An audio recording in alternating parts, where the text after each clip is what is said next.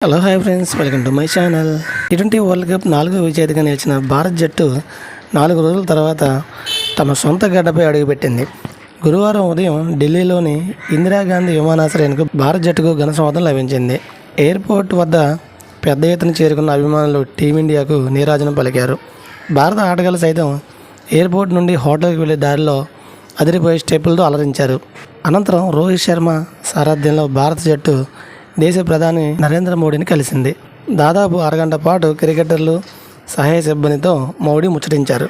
ఇందుకు సంబంధించిన వీడియోలు సోషల్ మీడియాలో వైరల్ అవుతున్నాయి. ఇక మోదీతో భేటీ అనంతరం టీమిండియా ఆటగాళ్లు ప్రత్యేక విమానంలో ముంబైకు పయనమై ఉన్నారు. సాయంత్రం 5 గంటలకు ముంబై నగర వీధుల్లో టీమిండియా విజయయాత్ర జరగనుంది. ఆ తర్వాత రాత్రి 7 గంటలకు ముంబైలోని వాడ్కే స్టేడియం వేదికగా ఆటగాళ్లకు సన్మాన కార్యక్రమం జరగనుంది.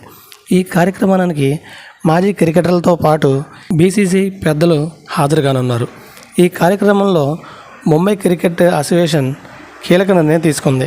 ఈ సన్మాన వేడుకకు చూసేందుకు అభిమానులు ఫ్రీ ఎంట్రీ ఇవ్వాలని ఏసీఐ నిర్ణయించుకుంది. ఈ విషయాన్ని గురువారం ఎంసీఏ ఒక ప్రకటనలో పేర్కొంది.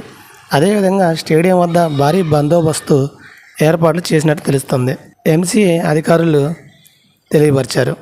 సాయంత్రం 4 గంటలకు స్టేడియం గేట్లు ఓపెన్ చేయనున్నట్లు తెలుస్తుంది. అయితే ఇక ఈ కార్యక్రమానికి వర్షం అంతరాయం కలిగించే ఛాన్స్ ఉంది. సన్మాన కార్యక్రమం జరిగే సమయంలో వర్షం పడే అవకాశాలు 90% ఉన్నట్లు తెలుస్తుంది. అక్కడ వాతావరణ శాఖ ప్రకటనలో పేర్కొంది. కాగా ఈ వేడుక కోసం అభిమానులు ఎంతగానో ఎదురు చూస్తున్నారు. ఈ వీడియోస్ లైక్ చేయండి, షేర్ చేయండి, తప్పకుండా మన ఛానల్ సబ్స్క్రైబ్ చేసుకోండి. Thank you watching my lovely friends. Bye bye.